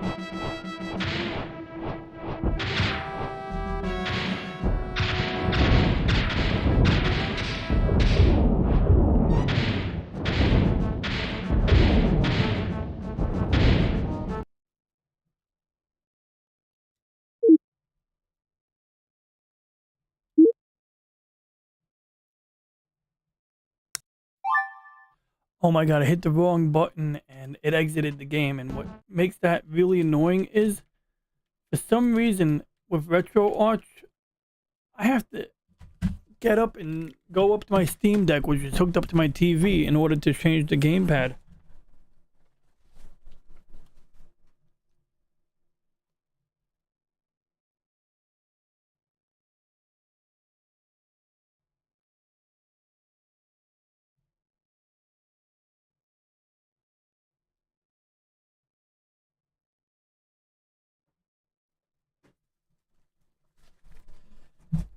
Then the minute I do that, I have to come back here to exit the menu. Oh god, what did I just press? Okay, there we go.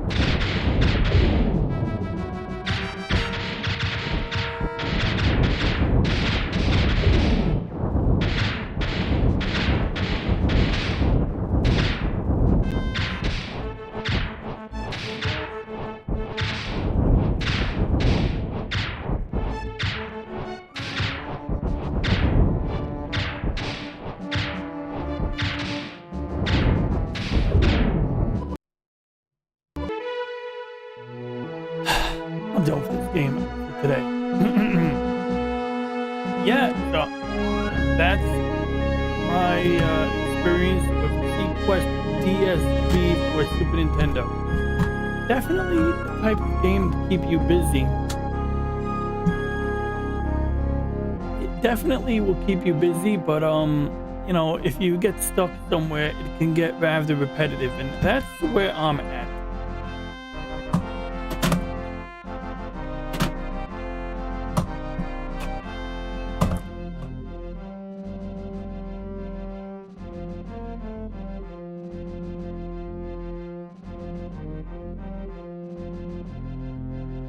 I am tempted to do a real quick test while I'm running this stream. Obviously, this is way off the original topic, but I genuinely want to know if Restream does a better job.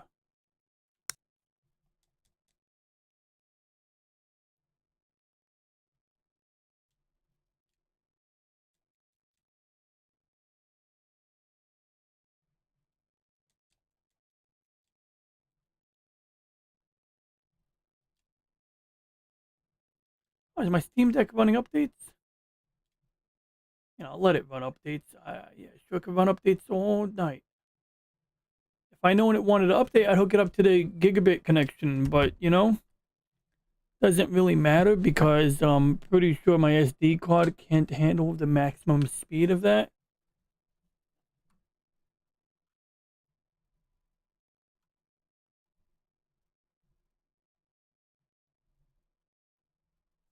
So what I want to do is test out.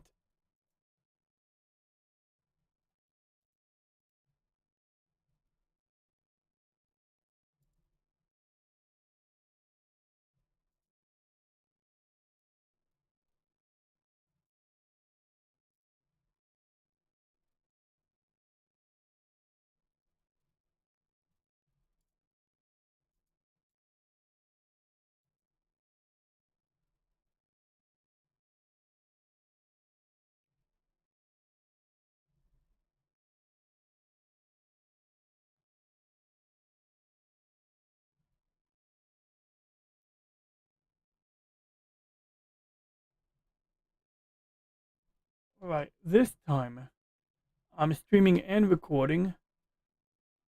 It looks like I'm gonna have to mute Wakazashi, however, because I can't watch Wakazashi and play the desktop audio at the same time. So we'll load it up right here, and we're gonna resume a little bit of gameplay in Dirt Rally, and this is part of my ongoing experiment to see if I can improve the streaming quality of the game. Right now we're looking at maybe about a 2-second delay.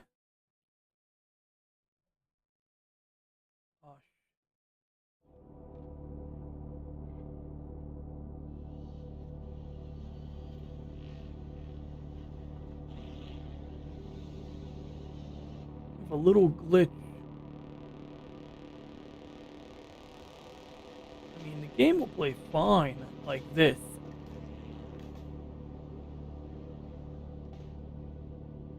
But I do have a little bit of an issue. Whoops, wrong device. Oh. I did not want to play Skyrim. I accidentally opened up Skyrim. This actually is a good test right here. I didn't think I was going to see it. You know, it does look pretty good. It looks okay.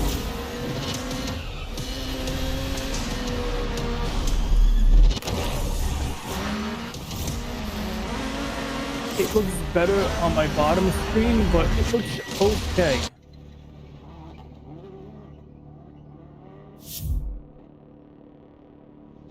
I mean, I feel like there's some improvement here. So I may be able to give Restream some credit.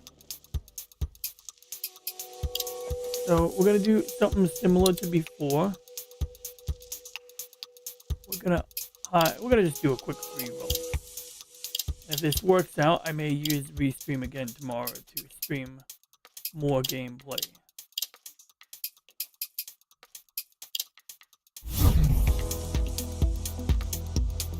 And then I can adjust the latency if I like what I see.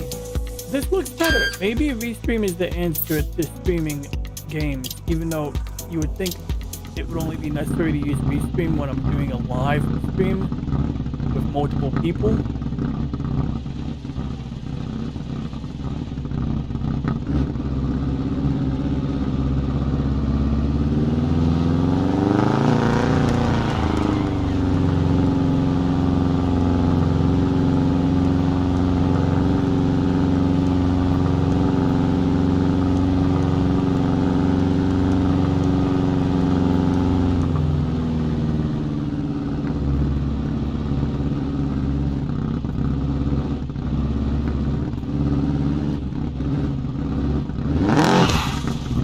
Those are invincible barriers. Yeah, I mean, I think the quality looks better on Restream, so this might be the answer.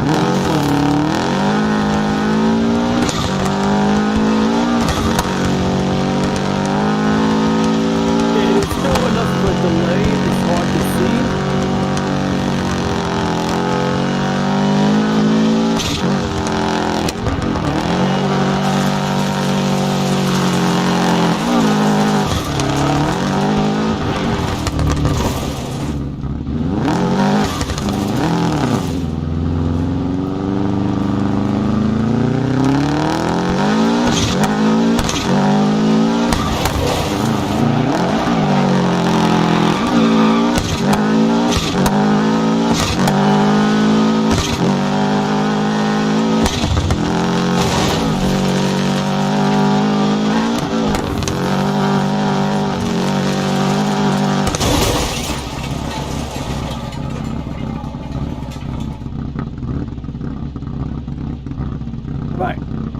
I think this might work. Like, I'm not seeing exactly identical quality, but